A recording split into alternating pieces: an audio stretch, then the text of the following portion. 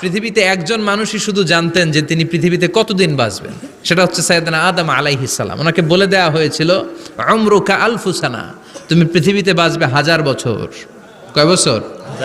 সাইয়েদনা আদমের সামনে অনেকগুলো রুহু রাখা হলো। সাইয়েদনা আদম বললেন, এরা কারা? আল্লাহ বললেন, এরা হচ্ছে নাসালুক, তোমার বংশধর, পৃথিবীতে তোমার পর এরা পৃথিবীতে আসবে। সাইয়েদনা আদম বললেন, আল্লাহ ওই যে একটা রুহু দেখা যায়, এটার নাম কি?